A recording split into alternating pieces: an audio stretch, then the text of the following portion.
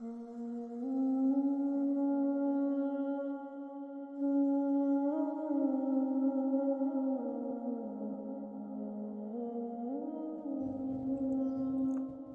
کریم صلی اللہ علیہ وآلہ وسلم نے فرمایا، تم میں سے کوئی شخص ایماندار نہ ہوگا جب تک اپنے بھائی کے لیے وہ نہ چاہے جو اپنے نفس کے لیے چاہتا ہے۔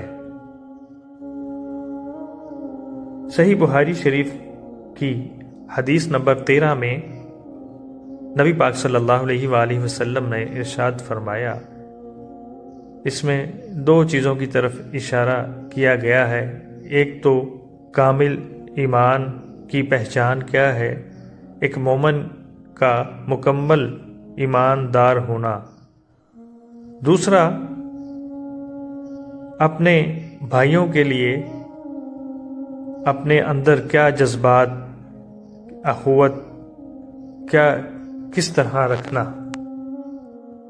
اور اس حدیث میں دوسرا حصہ جس کی طرف اشارہ کیا گیا ہے، اخوت کے بارے ہے۔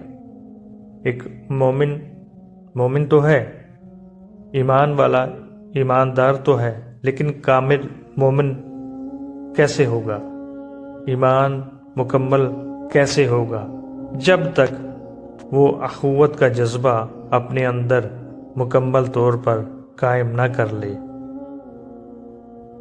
اپنے بھائی کے لیے وہ چیز پسند کرے جو وہ اپنے نفس، اپنے آپ کے لیے پسند کرتا ہے، اور ایسی چیز پسند نہ کرے جو وہ خود پسند نہیں کرتا۔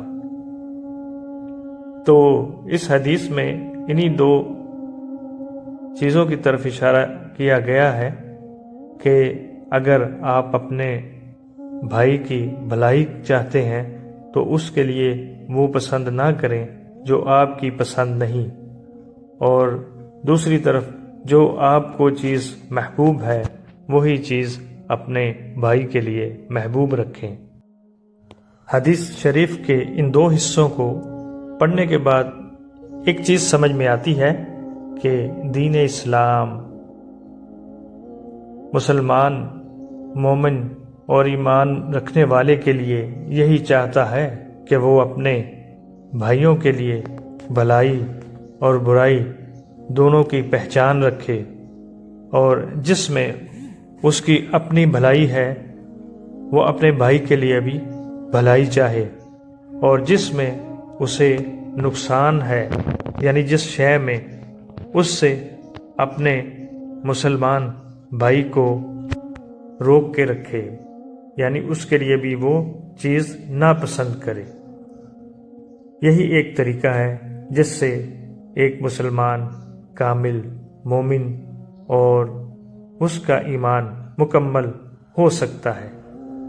بخاری شریف حدیث نمبر 13۔